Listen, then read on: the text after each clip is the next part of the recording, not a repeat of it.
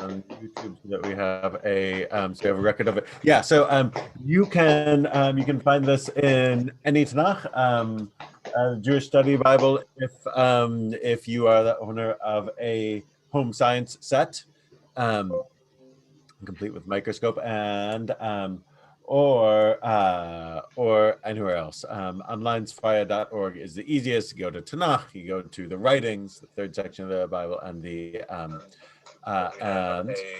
hold on. Yeah, so turn that off. There we are. This and do the requisite check of emails to see if anyone is trying to get in who can't. Yeah, we'll be diving into the book of Ruth this morning, and as a just so that it's clear that we don't have to wait to make the reference. If you haven't voted yet, you should. It's easy to do. There are drop boxes in front of you don't even have to park in front of the Bridgewater Municipal Building, or you could also do it in Somerville or any number of other places. You can drop in the mail, but it's nice to put it in the drop box where you know that it will be on time. There's no advantage to going to the polls, no advantage to waiting in the line. The best way to ensure that your vote is counted promptly is to drop it into a drop box. If you knew there was an election, I don't know if you guys were aware. Is there an election coming up? If there's an election. My goodness. Well, Rabbi, we should take a poll. We should not take a poll. No, listen, don't get nervous. Rabbi, don't get nervous. Don't get nervous. No, Norm. Listen to me before you all jump. I don't know why you all jump so fast. How many people have not voted yet? So this is, I don't want to publicly shame anyone, but it's worth telling people, but it's worth putting out there. I bet you of our group, see, all you guys thought I was going to start a fight. I bet you of our group, I can't imagine why you think that. I bet you of our group, virtually everybody has voted. I think that's likely the case. Yeah. This is not, for a number of things. This is not like an ad, like the important things out there about taking care and voting, things like this. This is not our at-risk group. This is our super plugged in to responsibly group. But so that's one announcement. We'll have class again tonight, and for those who want, for Talmud class, 8:45 for those who want to do a vote at online only at on Shabbat morning, etc., etc. Though davening for those who are able to come out or willing to come out will be tomorrow night, Friday, and Saturday in person for those who are RSVP. With that, we get to dive into the book of Ruth, and the bracha for Torah study is Baruch atah Adonai Eloheinu melech haolam asher kiddushanu mitzvotav v'tivanu asok b'divrei Torah. And I've muted everyone, but that's just for clarity of transmission, as it were. If you have a question or a comment, feel free to either unmute yourself or raise your hand if I don't see you soon enough like that, as you like. And these are all I'm putting them all on TSB Live on YouTube, so that if you miss a class, they'll be there to catch up on. And with that, we get to throw in. We really only got one line in last time, and that was somewhat on purpose. I'm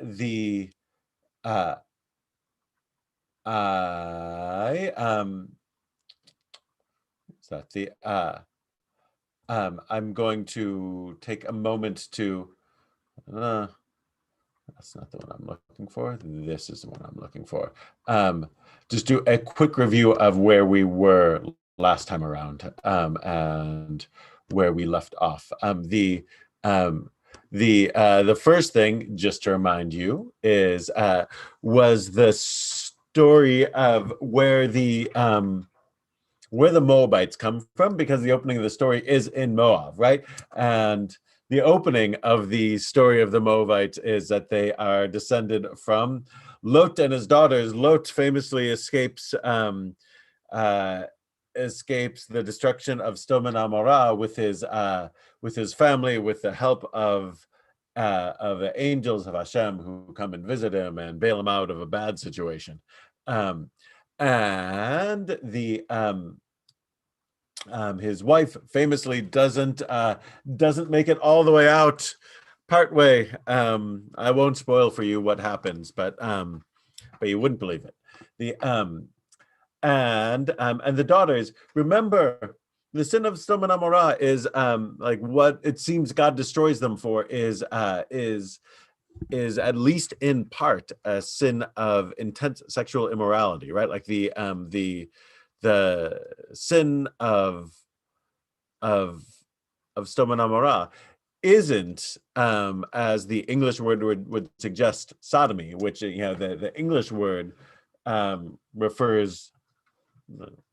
It's all on YouTube, but also we're adults. The English word refers to anal sex. That's not the sin of Sodom. That's a, I don't know, deliberate or accidental misread of the text. The sin of Sodom and Gomorrah is rape, right? I mean, in the context of the story, it's homosexual rape, so there's a sodomy aspect to it. But in English, it can refer to, there's a negative valence to it, but it can refer to consensual act.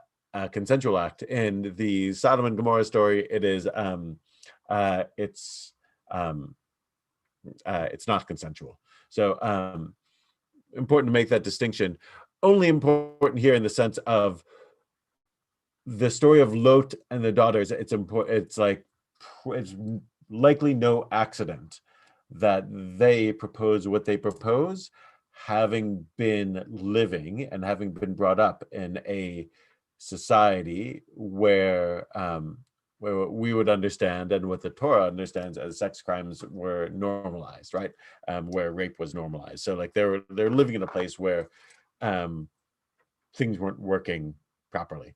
Anyway, Lot's daughters in the story in Genesis 19, 30-37, they get their father. They think they're the last people on earth.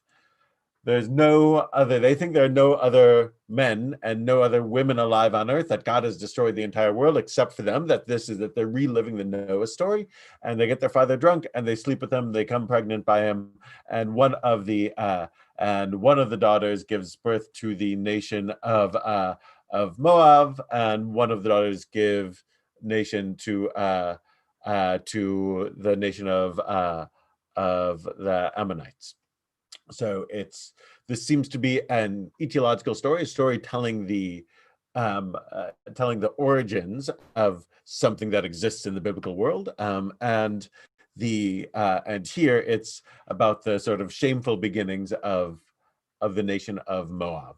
Those guys next door that we're always at war with, guess what? They're the project of this sort of this incest and strange incestual rape situation. It's not a great scene. Anyway, that's Moab. You might have missed that day in Cheder. And then the follow-up to it, of course, is the piece in Deuteronomy, right? In Deuteronomy, much later, right? The law comes from Moshe, right? Lo yavo Amoni Moavi b'chal Hashem. No Ammonite or Moabite shall be admitted into the congregation of the Lord, of Adonai. None of their descendants, even to the 10th generation, shall be ever admitted to the congregation of the Lord. That's in contrast to even people like the Egyptians. The Egyptians, it says, the Egyptians, famous words, don't hate the Egyptian in your heart because they were nice to you when they, you need their help with Joseph. Sure, it turned out bad, but Egyptians, okay. Most nations can be admitted to the congregation of the Lord, which is essentially some sort of convert-in sense. But for Moab, the answer is no. They're not allowed in, and it says, gives an explanation. They didn't give you food and water on a journey after you left Egypt, though that part of the story is unclear. But there's really intense, verse 7, this really intense line. Lo tirosh shlomam tovatam kol yamecha le'olam. You shall never concern yourself with their welfare or benefit as long as you live. This super, super, super harsh thing of don't ever concern yourself with the well-being of the people of Moab. Yes, Harris notes that they did not include that in the elementary school and yeshiva. Yes, there would have been notes back to the principal if the kids came back from an elementary school talking about the story of incestuous rape in Genesis. That's reserved for adult audiences. But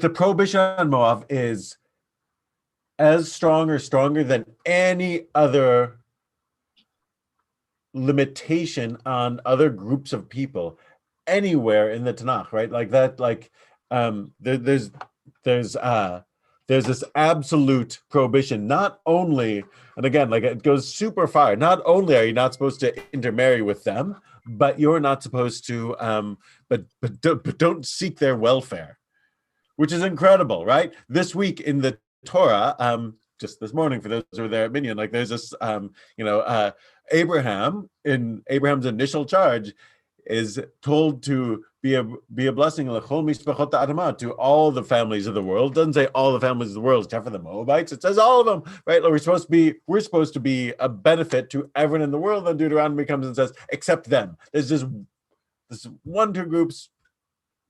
They're not okay.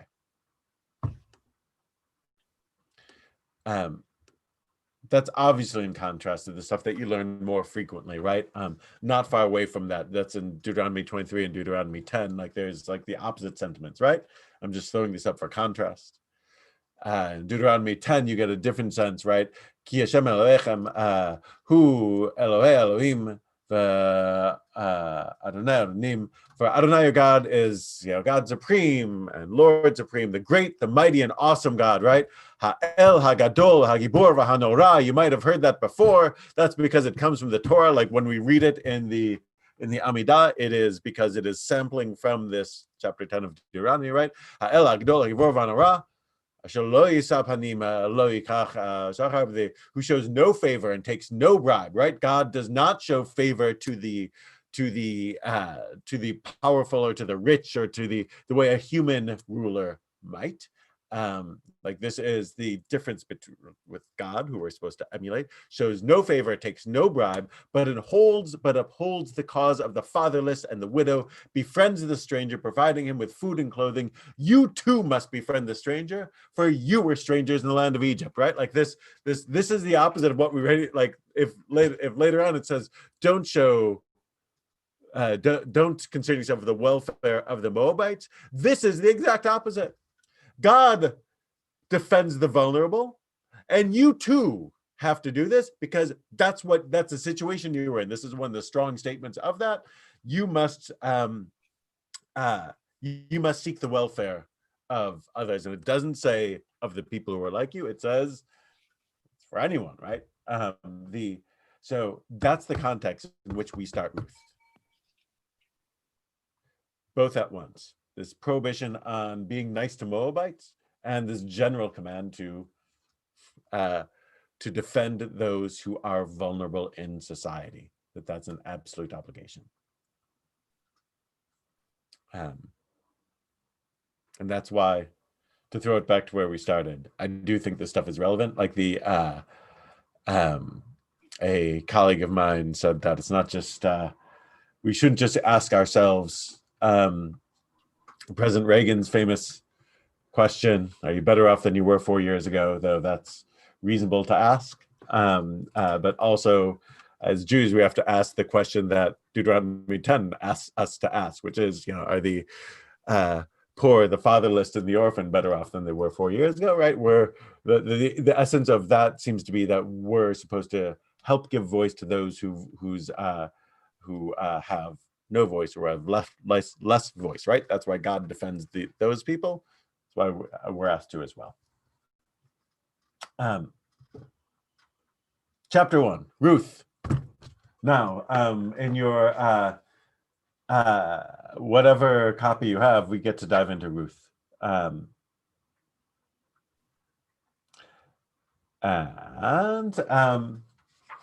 I'll read out of Robert Alter, and I got Hebrew here. The V'hi b'yamei shofet hashoftim, and it happened in the days when the judges judged, or when the judges ruled.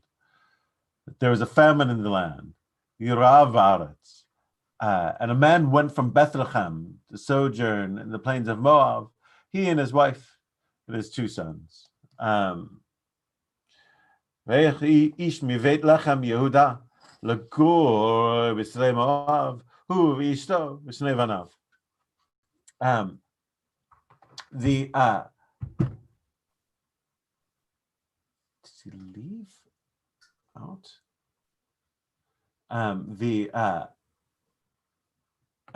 So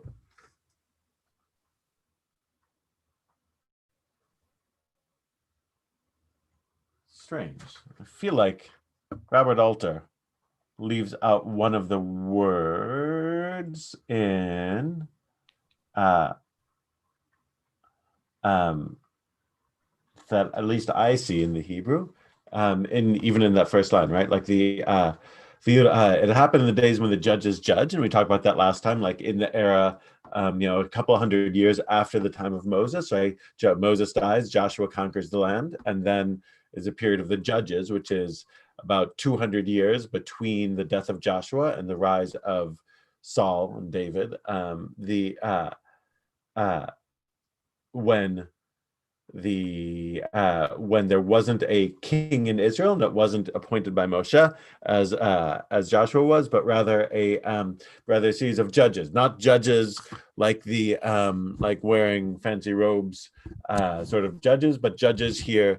Sometimes I think JPS translates chieftains, meaning it's something along the line of a tribal leader. Judges is sort of like not quite right, and chieftain feels a little rinky-dink.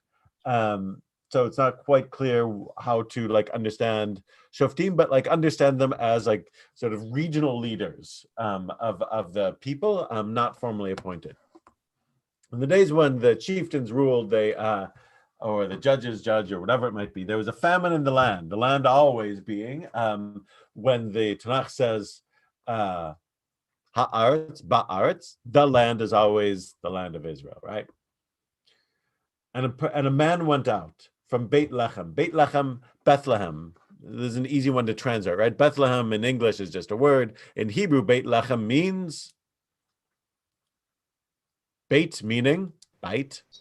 House of bread. House, lechem, bread. These are easy words to put together. Right. So just sort of indicating a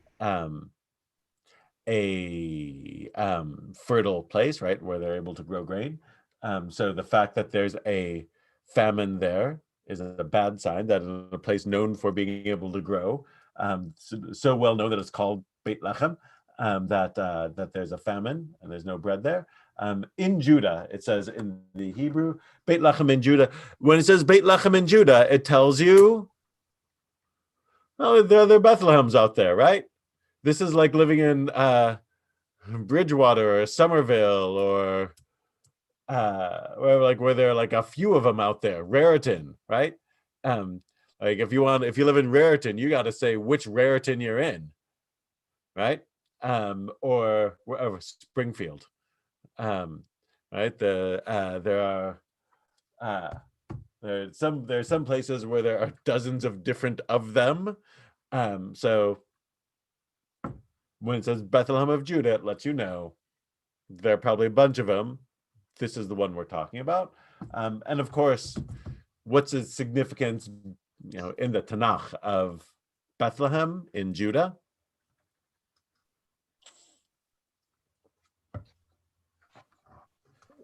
Jesus. Isn't that where Jacob lay his head? This is where not necessarily where Jacob lays his head for the dream. It's where Jacob's going to bury Rachel. Oh, okay. There are Beit El is where he has his dream, though Rashi says it's really Jerusalem. But Beit El, sort of the near, like it's closest to the Jerusalem. It's like in what's now the bit north in the territories. But the Bethlehem is one where Rachel is buried. Two, where King David will come from. And presumably this is being told for the latter reason, that the Bethlehem link is to link it in the reader's mind with King David, who will arise from that very spot. Right. In any event, he goes from Bethlehem to the plains of Moab. Moab, again, we know what the Tanakh thinks of Moab. It's not a great place to go to, right? Like the fact that he goes to Moab is doesn't say good things about him, right? This is going to a place where that's associated with all bad things and with bad people who you're not supposed to be hanging out with. That's pretty clear from Deuteronomy, right? So we're already suspect of this guy, even though he's going for a famine. By the way, where else do we see a famine that leads somebody to go somewhere that they're not supposed to be going? Egypt, right? This is we saw this as recently for those of you again who came to Minyan this morning. This was literally this morning's Torah reading in chapter 12 of Exodus, when we first like really begin an earnest story of Abraham. God tells Abraham to go to the land that I will show you, to go from Ur, from his homeland in Mesopotamia, all the way over the land of Israel. And then the first thing he does when he gets to the land of Israel is leave it for Egypt, because there's a famine, right? That takes place. We read 14 or so verses in the Torah this morning, 15 maybe, and in it, Abraham goes from Mesopotamia to the land of Israel to Egypt, like that, and doesn't turn out well from Egypt, and he goes because of famine. So that presumably is also a link in the reader's mind that's intended. There's a famine in the land. The man went from Bethlehem to sojourn in the plains of Moab. Sojourn as well, lagur sham. Sojourn here means, I think JPS translates reside, but sojourn is really the sense of it. And some of the JPS commentaries will say sojourn. Sojourn means temporarily reside, right? When Abraham goes from Canaan to Egypt, it's to sojourn. It's a temporary thing. There's a famine there. I'm going to wait out the famine and then go back. Same thing here. He's going to sojourn in the plains of Moab, meaning just for food reasons. I'm not planning on going permanently. He and his wife and his two sons. Pause. That's exactly one verse. Questions? We get to go on.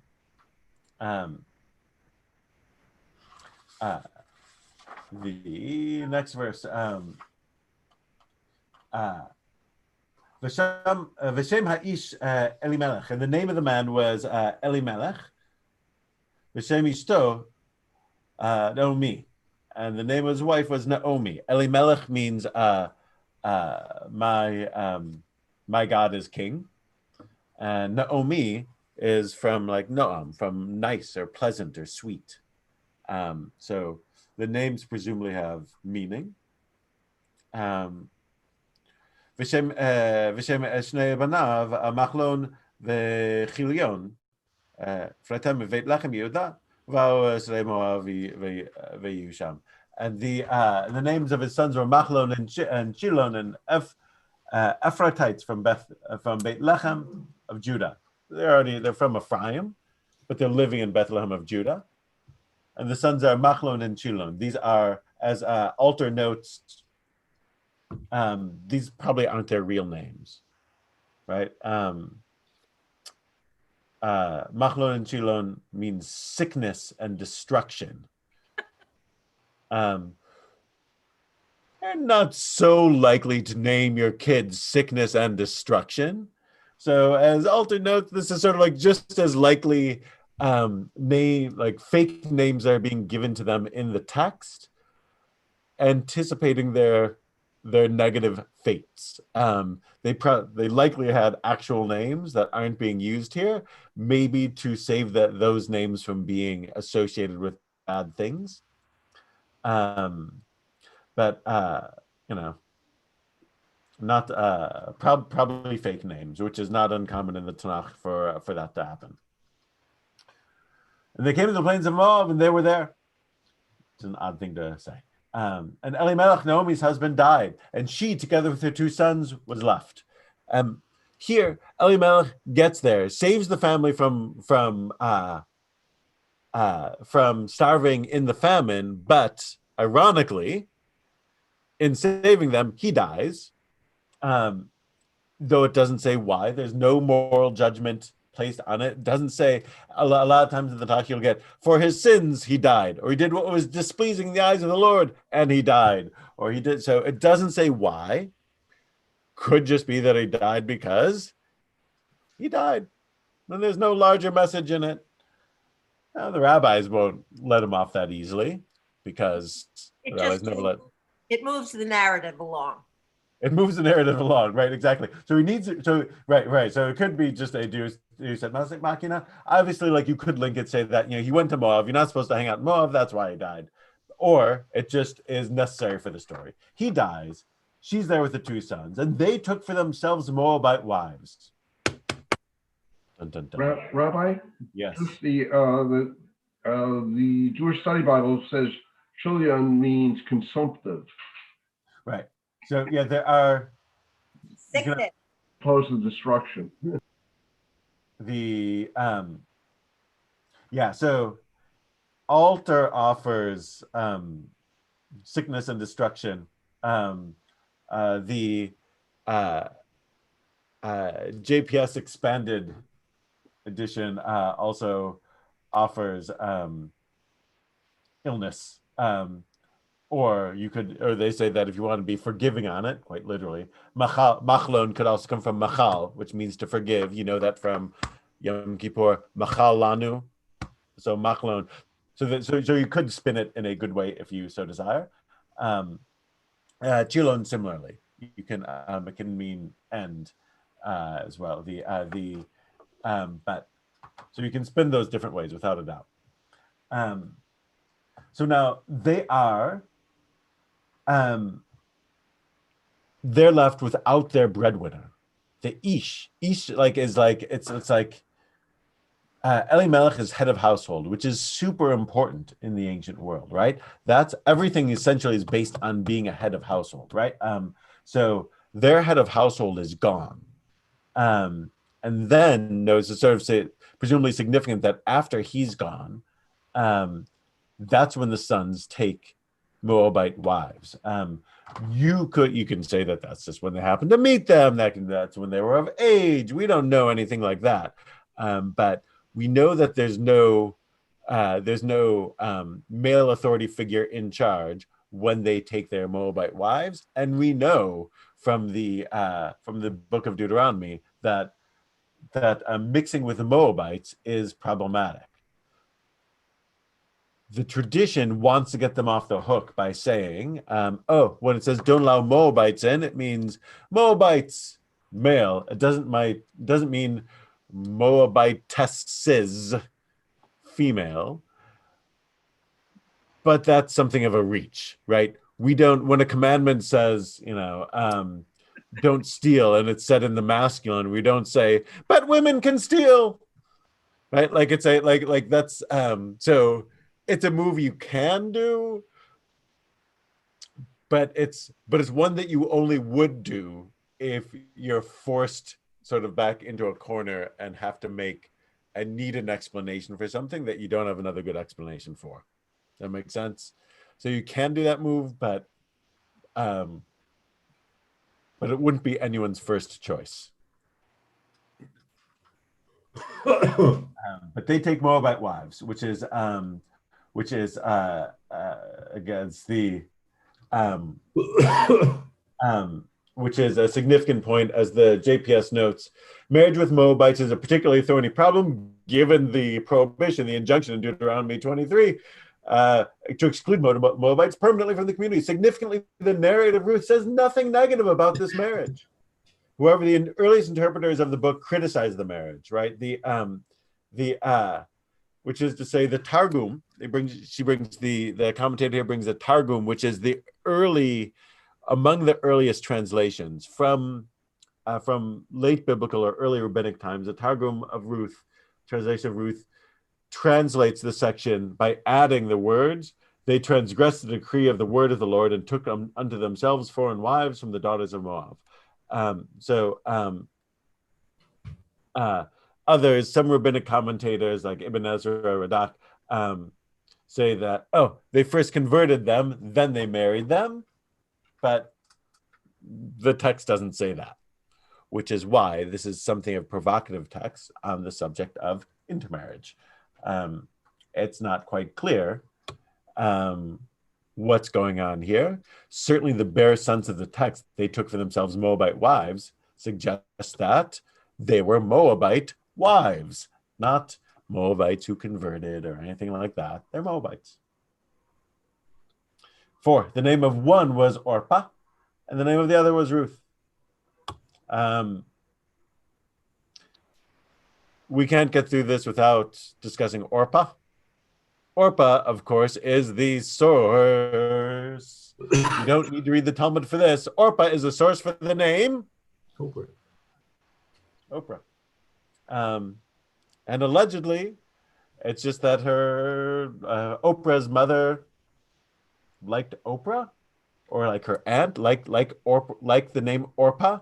I thought it was that she spelled it wrong. And it was on the spelled birth wrong. certificate. And Yeah, then that got like spelled wrong, and meaning that the desire was to name her Orpah. Yes.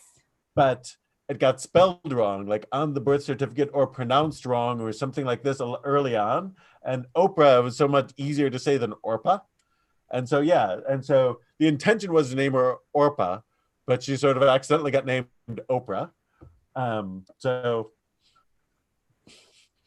Baruch Hashem. Is there any reason why, the Bible usually goes big on names? It says, it doesn't say who married who. It doesn't say which one married Ruth and which one married Oprah. Is there a reason for that? Or is this just to get Ruth into the picture?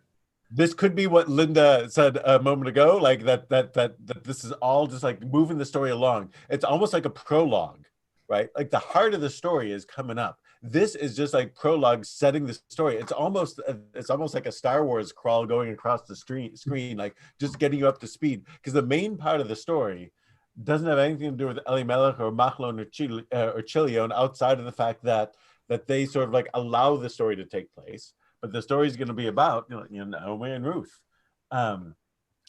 But like but yeah, they're. So I think it's just the sense is that it's unimportant. Orpah, Alter brings that Orpah is related to the term for nape oref, like am kashe oref, like that when God always calls the Israelites stiff-necked people, meaning nape, the back of your neck, which could conceivably be that she eventually will turn her back on the situation. We'll get to that. And Ruth, again, not entirely clear. Alter suggests re'ut, friendship, or ruach, meaning fertile or well watered. She will end up like part of the point of the story is will be in her fertility. So the sons marry, one Orpah, the other Ruth. It is hard to say Orpah. It's just Oprah just trips off the tongue. It's hard. V'yeshvu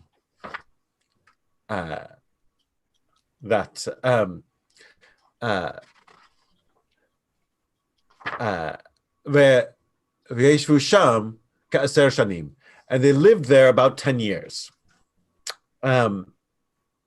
Different word for lived here than in the first one. The Elimelech came lagur, to sojourn. Again, I'm waiting out the famine. The sons, ve'eshvu, they lived there. There's no sense of sojourning. The fact that they, Elimelech has an Israelite wife and is escaping famine, the implication being, this is all temporary, I'm going back. The sons have Moabite wives, and it says they essentially they settled there. So there's a different sensibility to what's going on. What that means, we don't know, though presumably it's deliberate to give us a sense of the sons.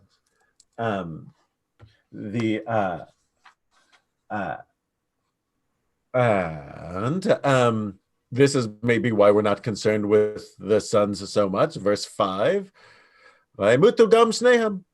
Then those two also died, Machlon v'Chilion.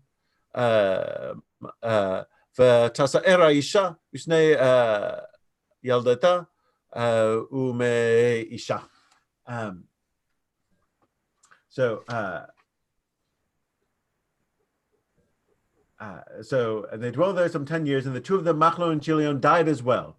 And the woman was left of her two children and of her husband. Rabbi, why do we assume that Ruth converted? Where in the text does it suggest that? We will get there, but I will say, so we'll get there. I will say that there's no suggestion yet. There are some commentators who want to say that she converted because they don't want the sons to have married a non-Jew, as it were. Among other things, I think if you hang around me long enough, you've heard this shtick before. The idea of conversion in the time of Ruth is anachronistic. There were no conversions. The general thing is women were what the head of household, of the male head of household in their lives were. So you are whatever your father is. And then once you are married, you are whatever your husband is. And that's what you are, for if you're a woman, that's what your status is. So when Rebecca marries Isaac, she automatically becomes whatever Isaac's family is, because the woman has no independent agency, as it were. She's just sort of she's something of a subject to the male head of household. So same thing, Joseph marries Asnat, and his children are presumed Israelites, but she doesn't have to convert. She's just whatever the male head of household is. There is no conversion. So here, I think that Machlon and Chilion don't need to, because there would be no sense that a woman could be anything other than what the man in her life is. Yes. But maybe the commentary goes on when you go on later and you find out how dedicated Ruth is to Naomi.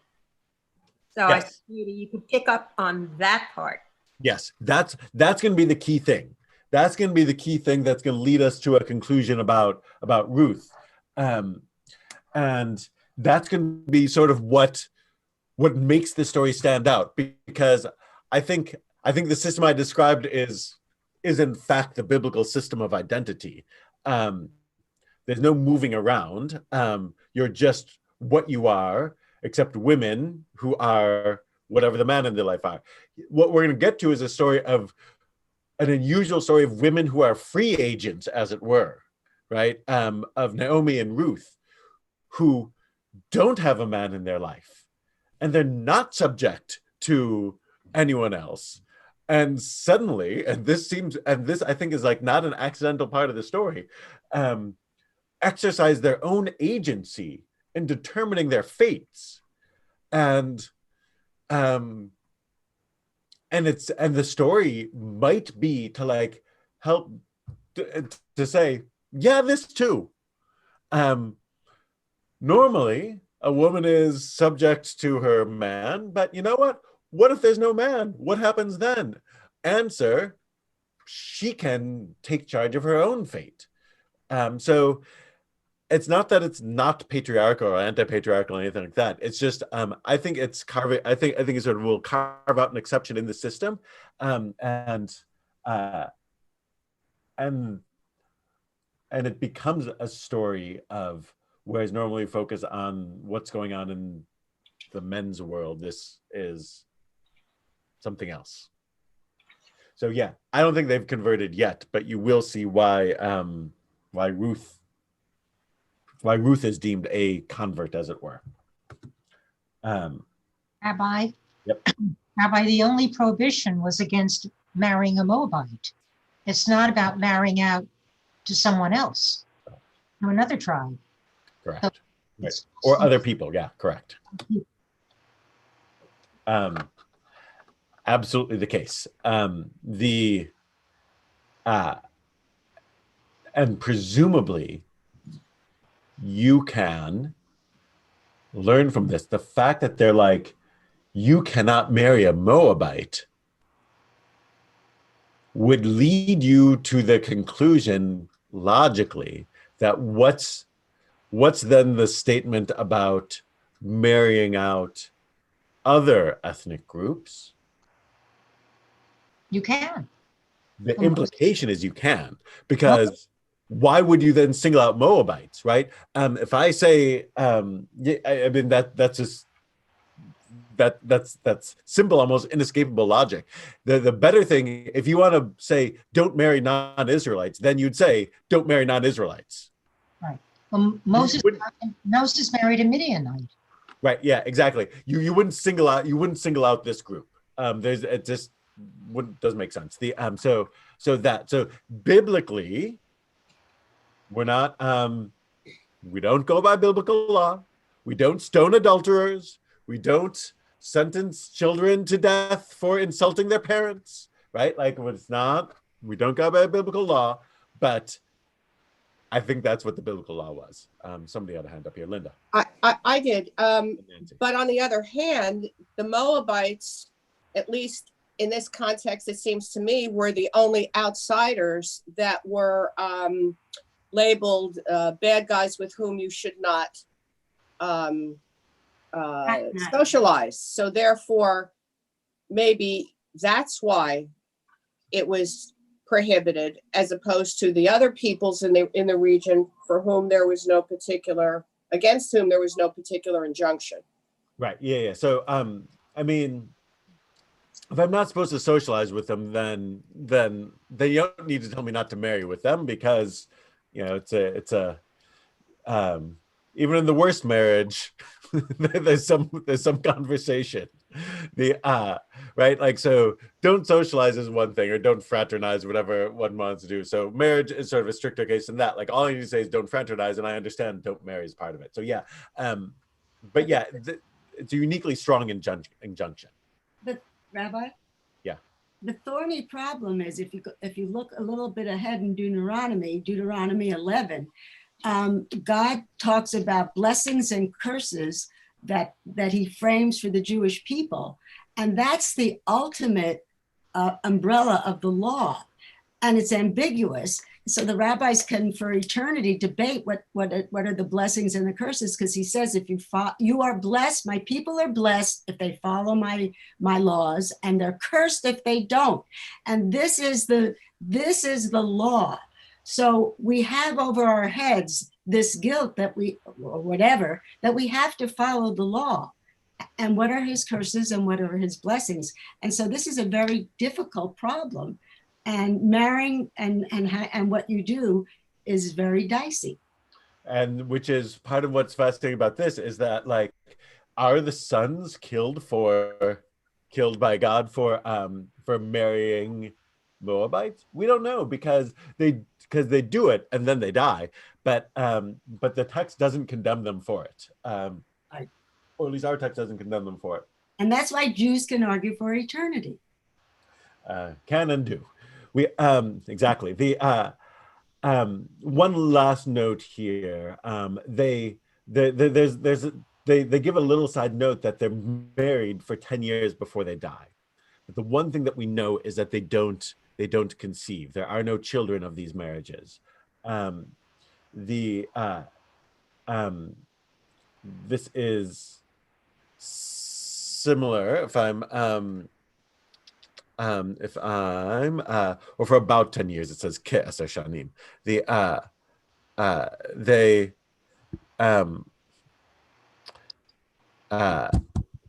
It's at least that long of marriage, certainly midrashically, before or in the Promised Land before Sarai gives Hagar to Abraham. There seems to be an assumption that you get 10 years of a marriage childless before alternative means are to be sought after for childbearing. And that, by the way, will make its way into the halakha. You occasionally will hear of this in Orthodox communities. In time, the halakha would develop that childlessness after 10 years is grounds for divorce. I'm not saying I agree with it. I'm saying that will come to halakha, and that's one of the things that leaps to mind here, because I make a point of mentioning the 10 years before of childlessness before they're off the scene. And Naomi was left, the woman was left of her 2 children of her husband. So Naomi now, if you want to talk about vulnerable, Naomi's a widow, meaning, again, in this society, you need a male head of household to speak for you. It's not that women it's not that women were subhuman or slaves or anything like that, but they don't have full agency, right? Like they don't, they don't have full rights in societies. They're primarily adjuncts and not the principals. The men are the principals, and the women essentially function as adjuncts to the principal male in their lives, right? Whether that's the father or the husband, or in the case of a widow, the sons. So Naomi's okay in her husband's house. Once he's gone, she's okay because she essentially has sons, full members of society looking after her. Now, the husband's gone and the sons are gone, and it's designed to highlight her comparative vulnerability in that she's far from her father's house. There is no full member of society to stick up for her. She's comparatively vulnerable to the atmosphere that she's in. Right. So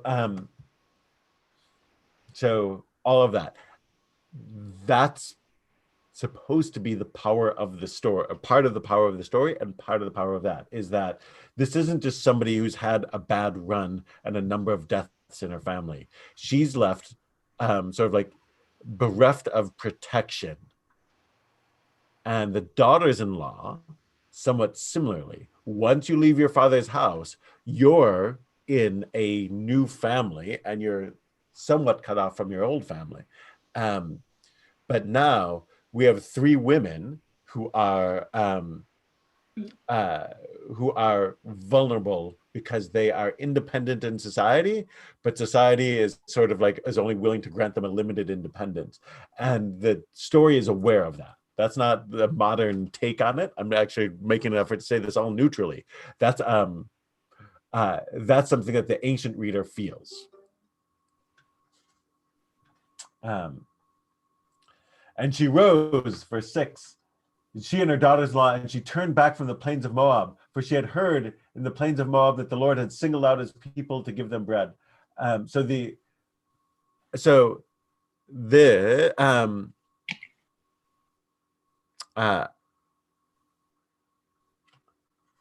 these verses different in each book that I'm looking at? No, these translate them differently. V'takom he, and she got up. JPS translates she started out. V'takom is literally she got up. You could be that she got up and she started out. Got up literally feels more literal to me. With her daughters-in-law to return from the country of Moab. Chalotea v'tashuv misle Moab, to return from the country of Moab. From the country of Moab, she had heard the Lord had taken note of his people and given them food.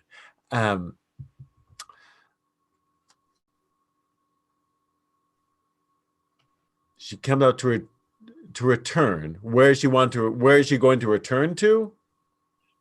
Beit Lechem, to the land of Israel. Why? Because she heard that God had taken note of his people and given them food.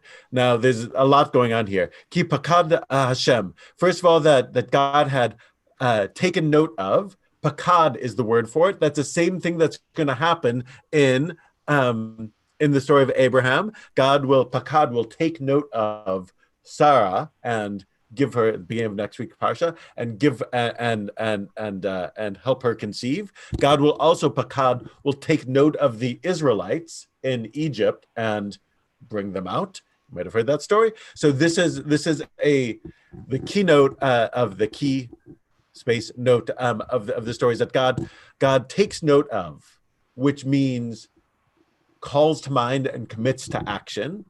So when and also you note from when we include the matriarchs in the Amidah, we say Magen Avraham, the shield of Abraham, Ufoked Sarah, and the one who takes note of Sarah. It's the same word. So here God does it for the people of Israel, and that there's food. In other words, the famine's over. But notice here, God is comparatively absent in terms of actions from the story of Ruth. There aren't going to be any seas splitting. There's not going to be any plagues of darkness against the bad guys. Here, there are no bad guys. God here, merely it's almost a natural thing, right? It's seen as a miracle. God took note and gave them food. But really, what does it mean? It rained. Famine's over. It rained. But the biblical author will attribute that to God. It doesn't just rain. It's God had taken note of his people. And note there's even a further degree of difference. Did God in fact do this? We don't know. Kishama'a. She heard that it happened. So even there's a distance from it, right? Not only is it not like some sort of grand miracle, it's just that it rained. But it's not even that, we don't even know that it happened. She heard that it happened. Shema. So, and then she starts out to go back home. So this is where the plot will thicken. But it's a super, but the first part even is super loaded. And the next part that we'll come to is the dramatic scene of Ruth's stirring declaration, and where the story will hit its main stride as the story. And again, right now we've switched gears. The men have all been pushed off the scene. Now we have a story of three women who are setting out on their own to go from Moab to Israel. Presumably right now, if you were three women traveling alone in the Middle East, you would be like, I don't know about that. 4,000 years ago, presumably not better, right? So again, you feel the vulnerability of three women traveling alone from place A to place B. We'll pause there. Say lot questions. All right, so we will pick up with this next time, and we get to the next section is, as many of you know, because many of you are familiar with it, it is stunningly beautiful. The language that gets used next. Adkan. Till here.